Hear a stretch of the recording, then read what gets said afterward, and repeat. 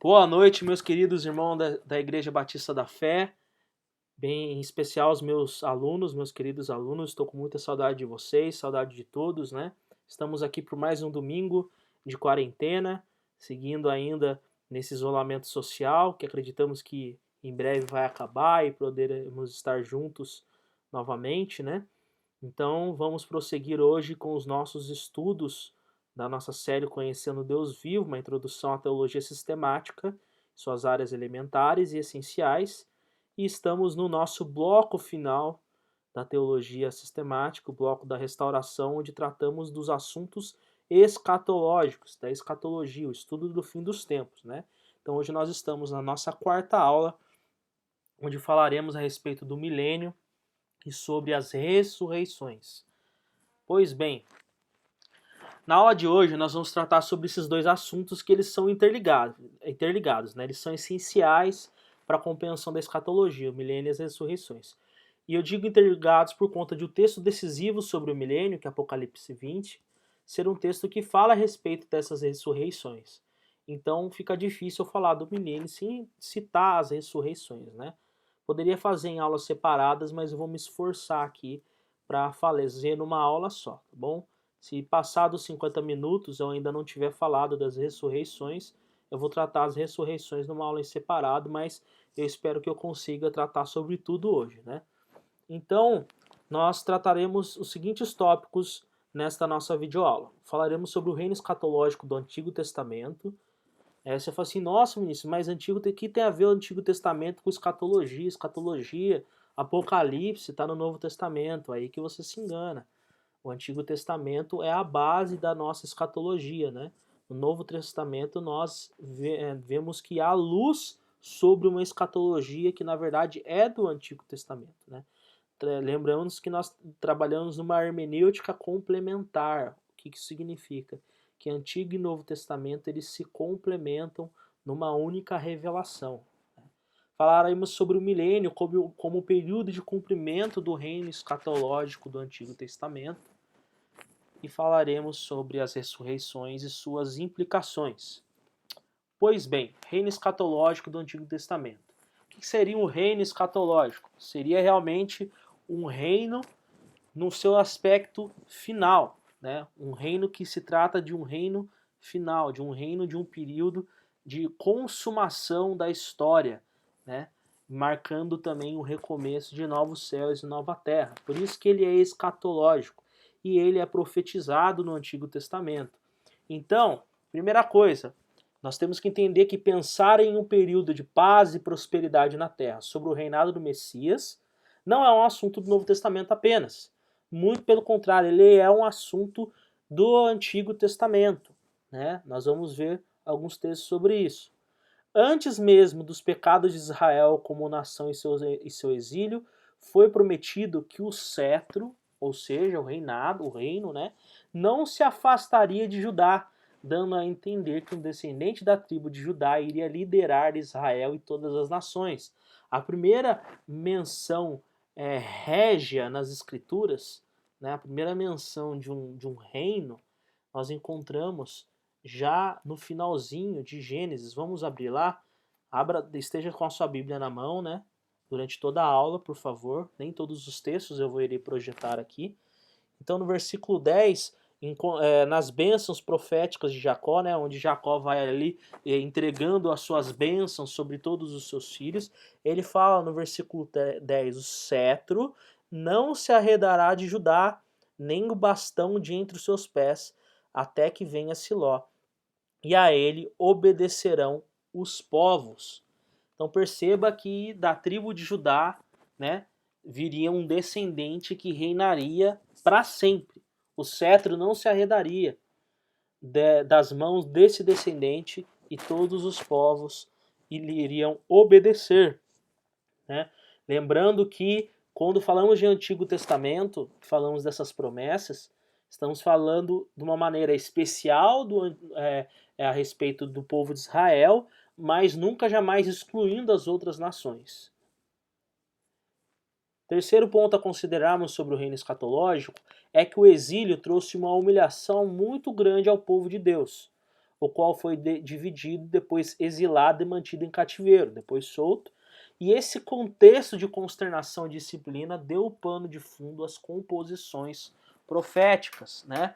Então você precisa de um pouco de repertório para poder entender essa aula. Se você não conhece o básico da história de Israel, vai ficar muito difícil você compreender essa aula, né? Eu estou aqui falando daquele período do cativeiro, onde o reino foi dividido e tivemos ali os reinados de Israel e de Judá, com muito pecado, com muita idolatria, e Deus disciplina o seu povo, levando o reino do norte aos assírios e o reino do sul exilado na Babilônia.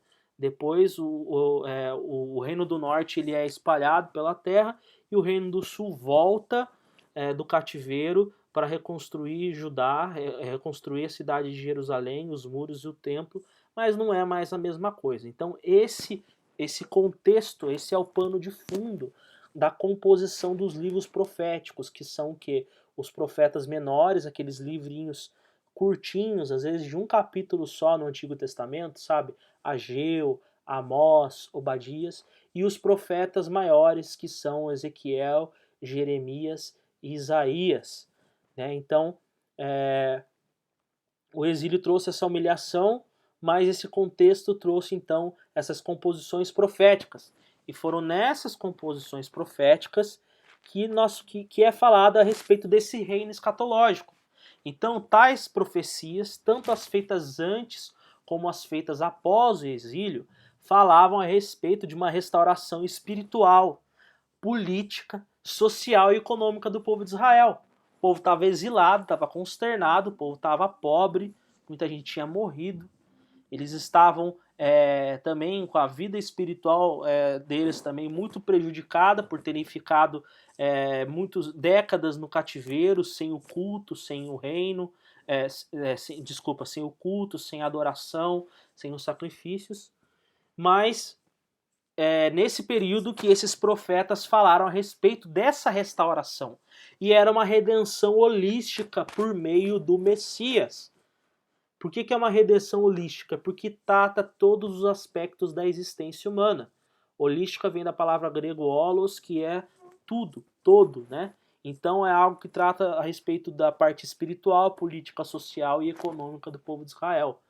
Uma redenção holística, uma redenção que contempla todos os aspectos da vida humana. A promessa de redenção não é só a redenção da alma, mas a redenção de tudo mesmo.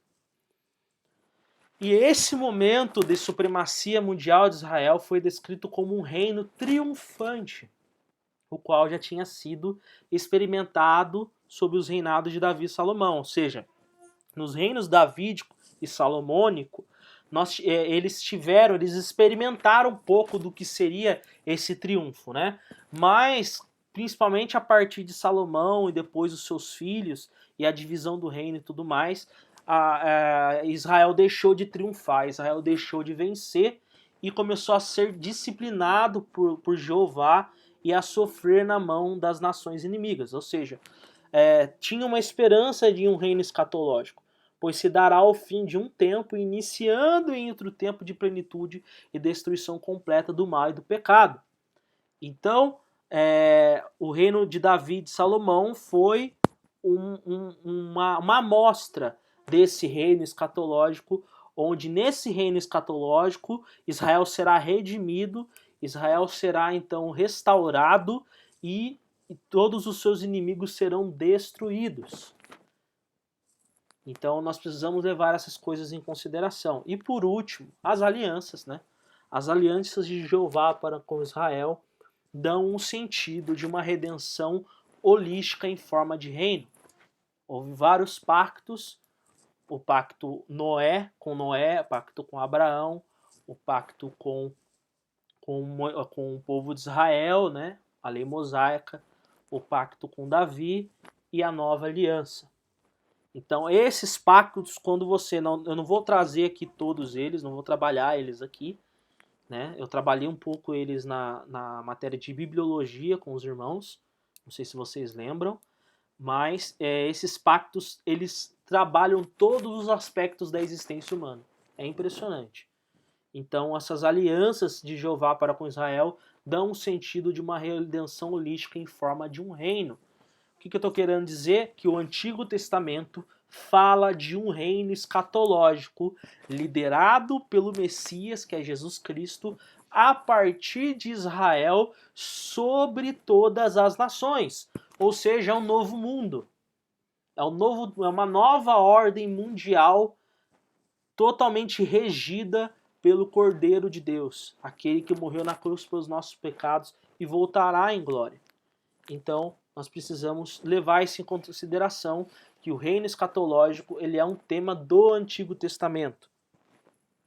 Então, eu preparei esse gráfico aqui para os irmãos para facilitar a compreensão, né? Porque é muita informação, então talvez o gráfico facilite.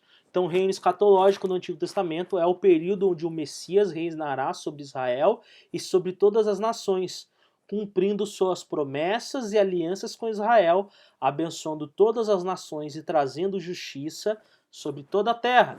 Então, vamos começar pelas alianças, né? Esse primeiro arco aí é a aliança abraâmica, onde foi prometido a Abraão que Deus abençoaria Abraão, faria dele um povo e por meio dele todas as famílias, todas as nações seriam abençoadas.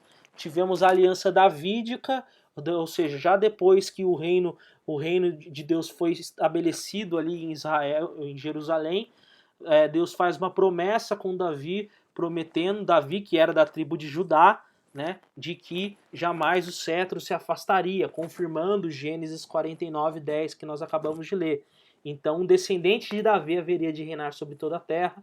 E também tivemos a nova aliança que veio no contexto do exílio, prometendo a restauração de Israel, porque o povo tinha pecado gravemente contra o Senhor e estava sob a disciplina do Senhor em cativeiro, né? Então esse pecado nacional levou o povo de Israel ao exílio.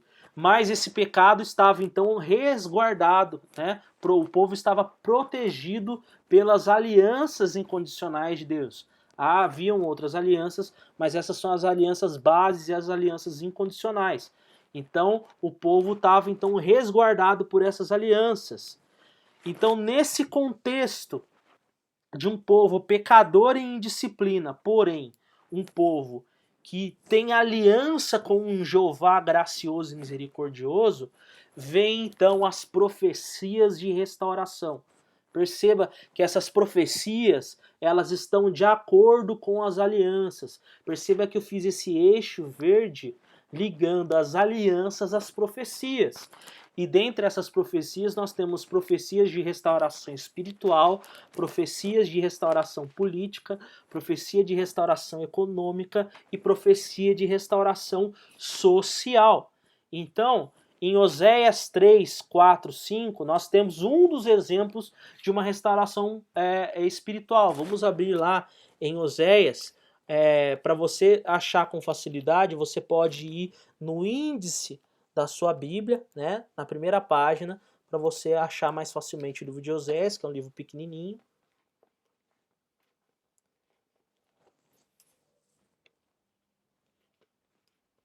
Então vamos abrir em Oséias, capítulo 3, versículo 4 a 5. Porque os filhos de Israel ficarão por muitos dias sem rei, sem príncipe, sem sacrifício, sem coluna, sem estola sacerdotal ou ídolos do lar. Depois tornarão os filhos de Israel e buscarão ao Senhor seu Deus e a Davi seu rei. E nos últimos dias, ou seja, algo escatológico, tremendo, se aproximarão do Senhor e da sua bondade. E a própria nova aliança de Ezequiel 37 é uma profecia de restauração espiritual. Então, esse é um dos. Gente, todos os profetas vão tratar esses aspectos de restauração, uma restauração holística, né? Esse é apenas um dos versículos. Um versículo sobre a restauração política, nós vamos para Isaías 54. Isaías 54,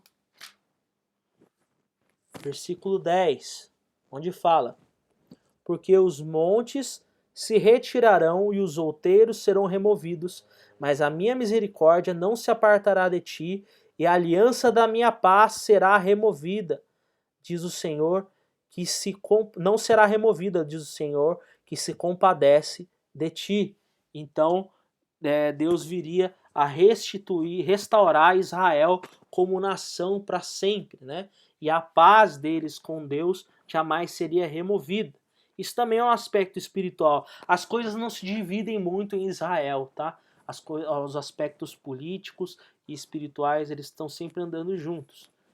Nós temos também profecias de uma restauração ao nível econômico, né? Porque se há uma restauração política e espiritual, também vai tratar do aspecto econômico. A gente pode ver isso em Ezequiel, por exemplo, capítulo 36, de 28 a 30. 36, 28 a 30. Habitareis na terra que eu dei a vossos pais, vós sereis o meu povo e eu serei o vosso Deus. Livrar-vos-ei de todas as vossas imundícias, farei vir o trigo e o multiplicarei, e não trarei fome sobre vós. Multiplicarei o fruto das árvores e a novidade do campo, para que jamais recebais o opróbrio da fome entre as nações. É prometido aqui por quê? Porque nos exílios, nos cativeiros, eles receberam o opróbrio de outras nações. Eles se empobreceram, mas Deus prometeu para eles que eles seriam restaurados também no nível econômico. E também uma restauração social, né? Vamos para o livro de Zacarias. Zacarias é conhecido como o Apocalipse do Antigo Testamento, né? Zacarias tem um gênero literário apocalíptico. Você vê muitos insights escatológicos no livro de Zacarias. Então, no capítulo 14 de Zacarias, no versículo 9 a 11, fala assim: O Senhor será rei sobre toda a terra. Naquele dia, um só será o Senhor e um só será o seu nome. Toda a terra se tornará como a planície de Geba e Arrimon, ao sul de Jerusalém. Esta será exaltada e habitada no seu lugar, desde a porta de Benjamim até o lugar da primeira porta, até a porta da esquina, e desde a torre de Ananel até os lagares do rei. Habitarão nela e já não haverá maldição, e Jerusalém habitará segura. Ou seja, uma paz social, uma proteção em relação às guerras. O povo de Israel era um povo de guerra, um povo que sofreu muitas guerras, também que gerou muitas guerras. Então aqui é mostrado que social, principalmente a um nível de relações exteriores, Israel se manteria então protegida. E todas essas menções a esses lugares geográficos aqui nesses versículos são para mostrar como que essa paz ela iria permear sobre toda a região ali de Israel, né? Mais precisamente ali na Palestina. Então, perceba que esse povo pecador exilado recebe essas profecias de restauração, profecias que são baseadas nos pactos, nas alianças incondicionais de Jeová Deus com Israel. Porém, como que esse povo pecador receberia toda essa graça e toda essa misericórdia? Por meio do Messias. Então, pelo meio do Messias, todas essas profecias poderão se cumprir, porque esse pecado de Israel precisa ser expiado, né? Precisa ser purgado, Israel precisa ser purificado para receber todas essas bênçãos profetizadas de acordo com as alianças. Então, para isso viria o Messias. E esse Messias, então, iria reinar na terra em Israel sobre todas as nações, trazendo o reino escatológico e trazendo todas as bênçãos desses pactos e dessas profecias sobre Israel e sobre toda a terra. Então, meus irmãos, é isso. Esse seria uma forma gráfica de mostrar para os irmãos como o reino escatológico do Antigo Testamento se forma. Os irmãos vão ler sobre esse reino escatológico em todos os profetas. Nós temos centenas de versículos sobre isso. Eu só trouxe aqui alguns pontos específicos. Mas que fique bem claro, então, para os irmãos, que esse reino do fim, esse reino escatológico sobre o reinado do Messias, é um tema do Antigo Testamento. Beleza, então vamos lá. Então, o milênio como período de cumprimento do reino escatológico do Antigo Testamento. Quais os motivos que nos levam a crer, então, que Apocalipse 20 está falando desse cumprimento do reino escatológico? Será que não seria forçado? Será que não seria uma forçação de barra a gente tentar encaixar todas aquelas profecias em Apocalipse 20? Nós vamos ver que não. Né? Primeiro, pronto, nas profecias, né, nesses livros proféticos, quando eu falo de profecias, eu estou falando dos profetas maiores e menores. Né? Parece haver uma distinção entre um período de restauração de Israel e um período de recriação. Né? Recriação, ou seja, onde Deus recria, traz novos céus e traz nova terra. Nós vemos uma menção a isso em Isaías 65:17. Eu preciso ser sincero com os irmãos, que isso não é claro nas profecias. Mas você vê algumas menções a novos céus e nova terra que parecem mostrar um período diferente do reino escatológico, dessa restauração holística de Israel. Né? Então, outro argumento também é que na primeira vinda de Cristo em seu ministério, bem como na era da igreja, não é possível nós identificarmos cumprimentos cabais das profecias do reino escatológico, embora a gente consiga identificar algumas formas de cumprimento dentro de um aspecto que eu já mencionei com os irmãos, inauguracional, principalmente as questões espirituais. Então, lembra que eu falei para os irmãos, principalmente nas nossas aulas sobre eclesiologia, sobre a doutrina da igreja, que o período da igreja é um período novo, é um período de novidade, né, onde judeus e gentios são a humanidade redimida do Senhor, algo diferente do Antigo Testamento, mas não totalmente diferente do Antigo Testamento, porque nós vemos que muitas dessas promessas, principalmente em relação aos pactos, fazem menção a judeus e gentios unidos pelo Messias.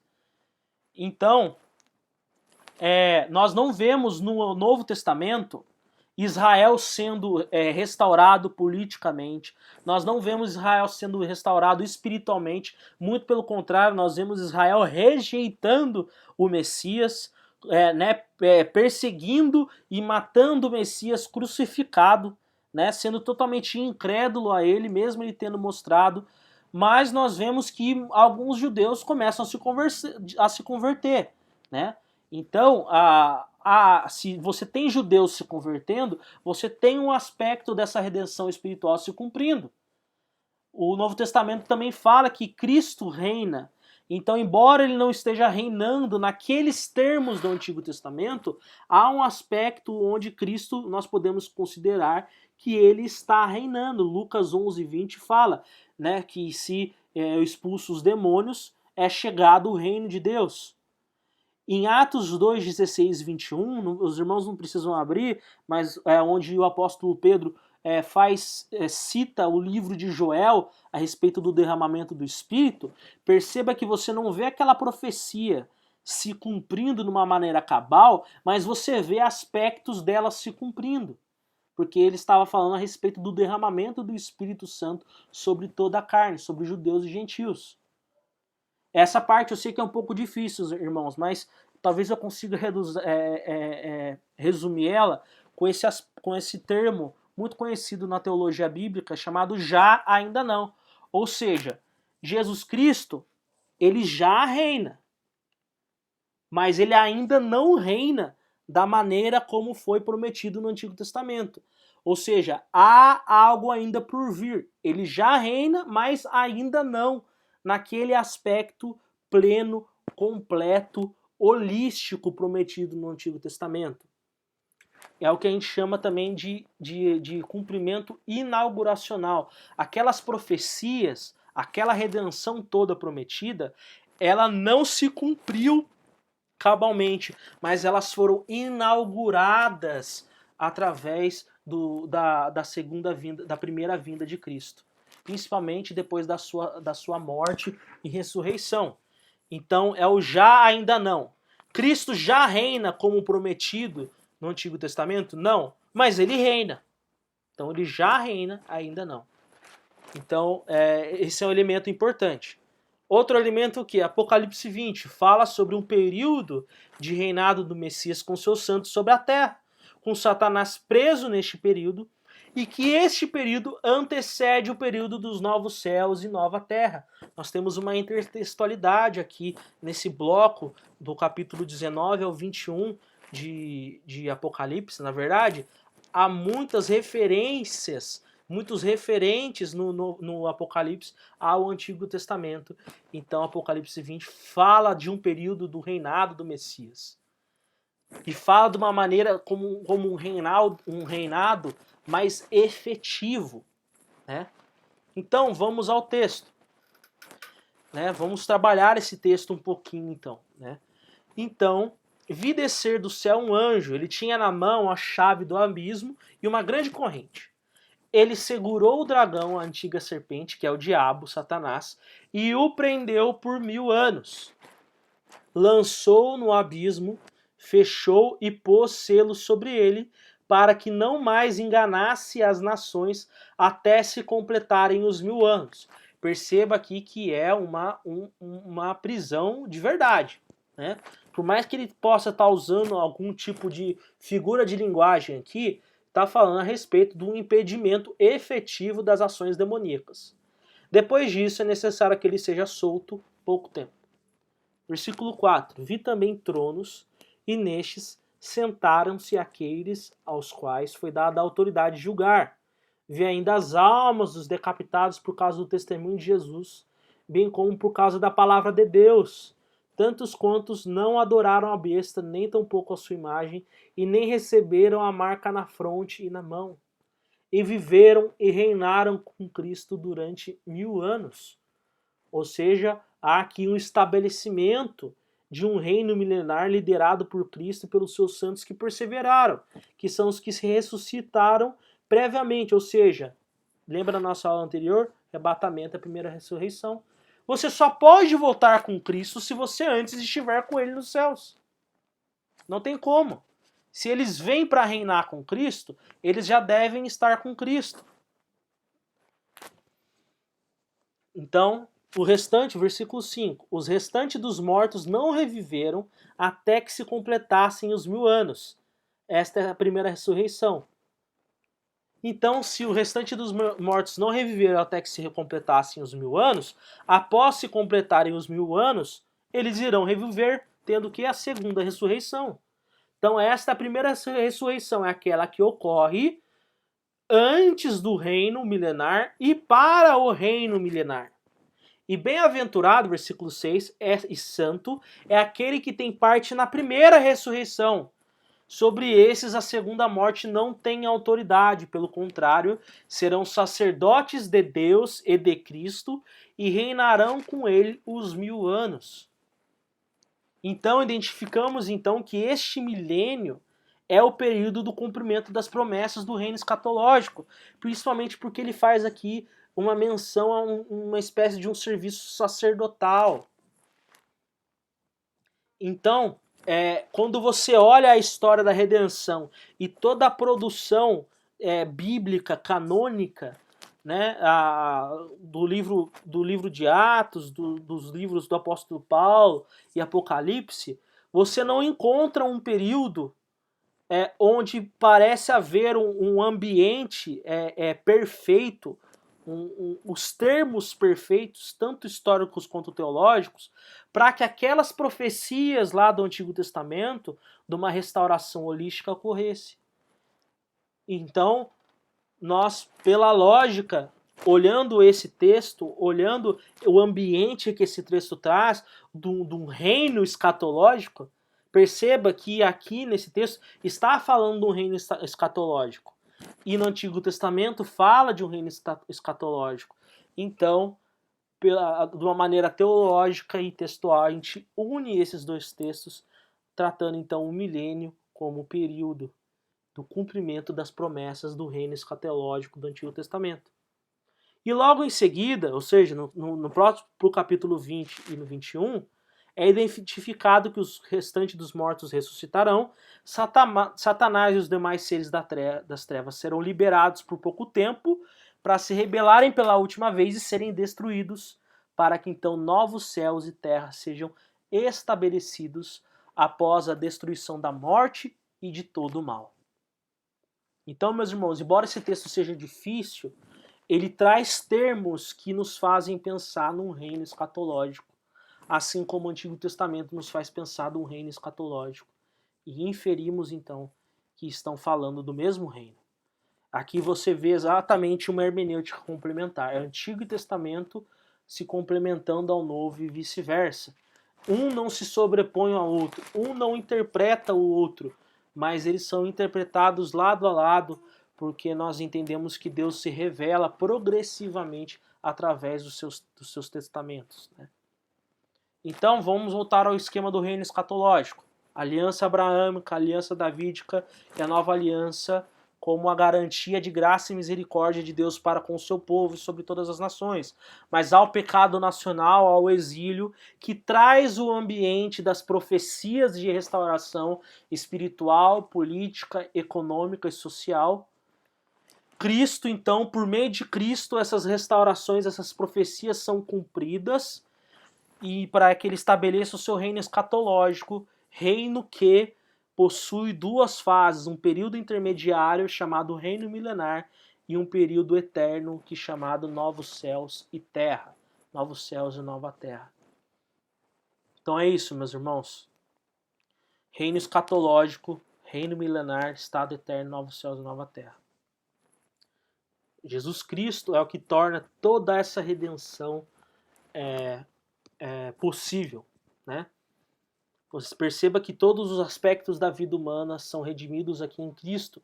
E eu consigo fazer uma aplicação aqui para os irmãos, no sentido de que os irmãos percebam que todas as necessidades, tanto de indivíduos como de nações, são supridas por meio de Cristo Jesus. Né? Por isso que não faz muito sentido quando o cristão se engaja em alguma dessas causas pela força do seu próprio braço. Né? Não faz sentido eu querer salvar a minha própria alma por mim mesmo, sendo que eu só consigo isso por meio de Cristo. Não faz sentido eu buscar me engajar politicamente com todas as minhas forças, dar a minha vida pela política, sendo que eu compreendo que em Cristo Jesus eu vou ter essa restauração política que eu e o meu país e o mundo tanto precisa. Né? Não estou aqui defendendo um negacionismo político, que o crente não deva se engajar politicamente, não é isso. Mas percebemos que é somente por meio de Cristo que essa redenção política virá. Logo, eu devo ponderar as minhas ações políticas compreendendo que essa não é a luta da minha vida, né? E que eu tenho que tomar cuidado com todos os meus atos políticos.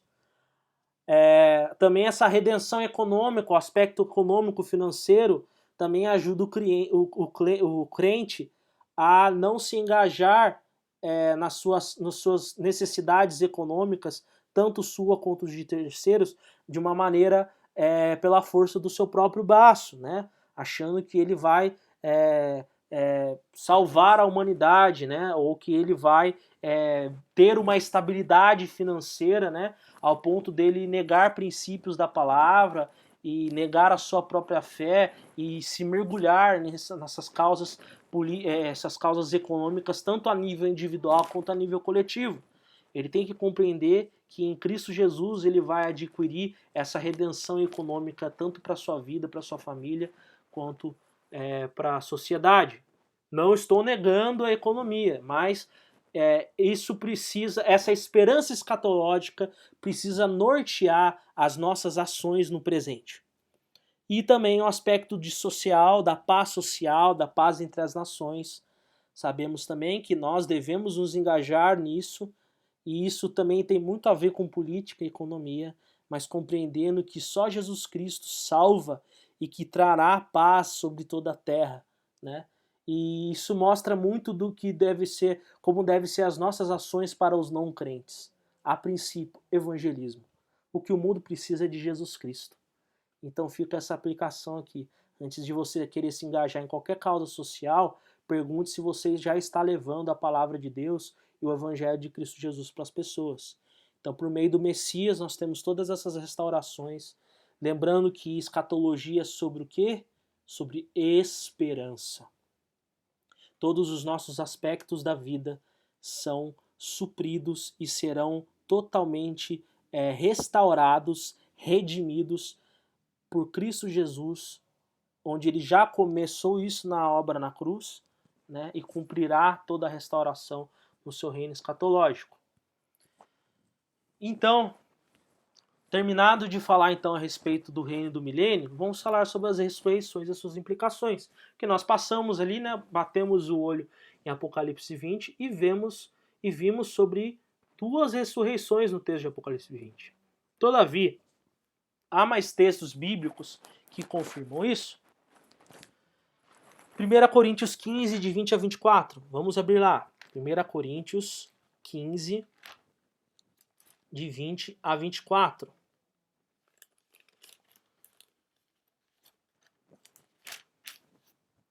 De 20 a 24. Mas, de fato, Cristo ressuscitou dentre os mortos, sendo ele as primícias dos que dormem. Visto que a morte veio por um homem, também por um homem veio a ressurreição dos mortos. Porque assim como em Adão todos morrem, assim também todos serão vivificados em Cristo. Cada um, porém, por sua própria ordem. Aqui ele vai estabelecer uma ordem da ressurreição. Cristo, né, as primícias, o primeiro. Depois, os que são de Cristo, na sua vinda. E então virá o fim, quando ele entregar o reino ao Deus e Pai, quando houver destruído todo o principado, bem como toda potestade e poder. Então perceba aqui que há 3 estágios: Cristo, os crentes e o fim. Aqui ele não fala a respeito claramente da ressurreição dos ímpios, mas ele fala do fim, quando Cristo entrega ao Pai o reino e todo o mal e toda a potestade é então eliminada. Então nós podemos inferir nesse texto esses 2 estágios, essas 2 ressurreições. Um estágio do crente, da ressurreição dos crentes, e uma maneira final de tratar com a maldade do mundo e com os ímpios. Nós aí, de uma maneira mais clara, né, entendendo que textos mais simples podem auxiliar na compreensão de textos não tão simples, é um princípio que a gente chama da Bíblia interpretar a própria Bíblia. Nós vamos para João, capítulo 5. João, capítulo 5, versículo 25 a 29. 25 a 29. Em verdade vos digo, Jesus falando aqui, que vem a hora e já chegou, em que os mortos ouvirão a voz do Filho de Deus, e os que a ouvirem viverão. Porque assim como o Pai tem vida em si mesmo, também concedeu ao Filho ter vida em si mesmo. Perceba aqui que ele fala que haverá um momento, haverá uma hora, onde os mortos ouvirão a voz de Cristo e irão ressuscitar. Irão ressuscitar. Não tem por que nós compreendermos que isso é uma alegoria, que isso não deve ser interpretado literalmente, porque é possível. Eu só devo descartar uma interpretação literal quando ela não faz sentido literalmente, né? Mas aqui ela faz muito sentido. Aí no versículo 27 em diante, nós vemos: e lhe deu autoridade para julgar, porque é o Filho do Homem. Então ele estava falando a respeito de redenção, agora ele está falando a respeito de juízo. Girou a chave do texto aqui, né? Está no mesmo assunto, mas tratando um aspecto diferente. E lhe deu autoridade para julgar, porque é Filho do Homem. Não vos maravilheis disto, porque vem a hora em que todos os que se acham nos túmulos ouvirão a voz e sairão. Perceba que existiu uma primeira hora onde só os que ouviram a voz de Cristo saíram e foram ressuscitados, mas há um momento onde todos vão ouvir a voz e vão sair para serem ressuscitados. É um segundo momento aqui. Os que tiverem feito bem para a ressurreição da vida, e os que tiverem praticado mal para a ressurreição do juízo. Perceba que ele trata de 2 ressurreições em momentos diferentes, mas no versículo 29 ele explica a diferença entre cada uma dessas ressurreições. Ou seja, uma ressurreição é para a vida eterna e a outra ressurreição é para o juízo, né? Então aqui ele segue uma mesma lógica de 1 Coríntios. Ele fala primeiro de Cristo tendo vida em si mesmo, fala da ressurreição da vida e fala da ressurreição do juízo. E isso nos faz lembrar do quê? De Apocalipse 20.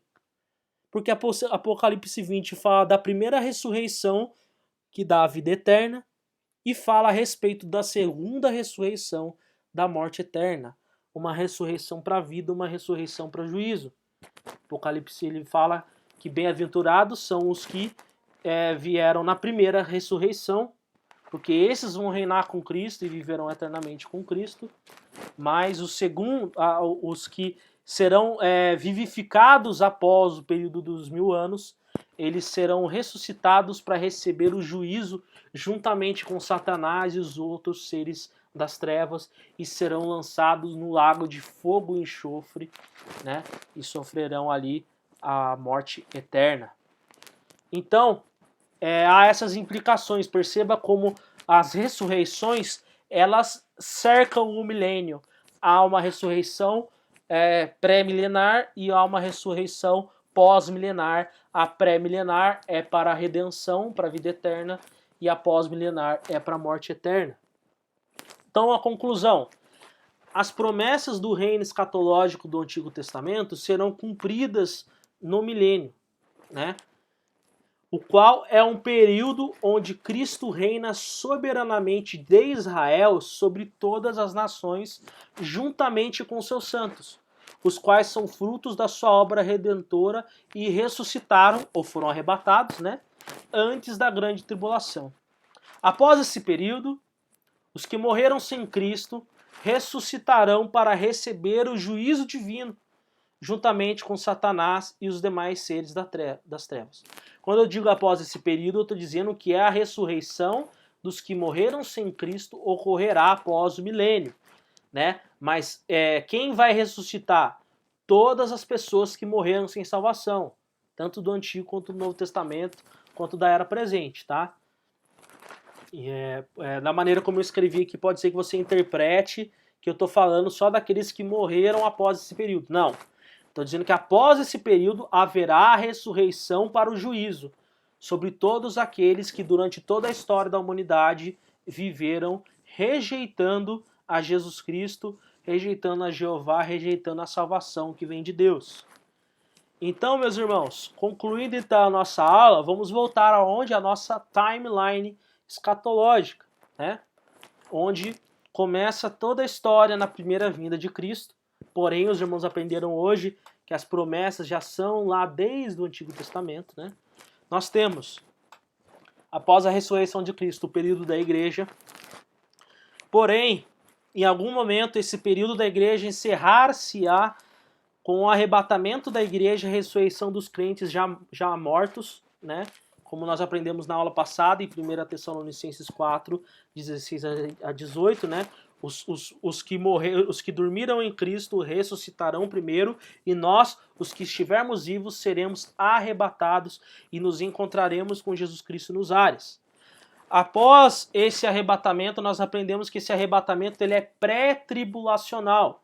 Ou seja, virá então a grande tribulação com 7 anos do reino do anticristo, com muita perseguição, com muita tribulação, com muita dor, com muita morte, como nunca jamais houve, né, na história da humanidade.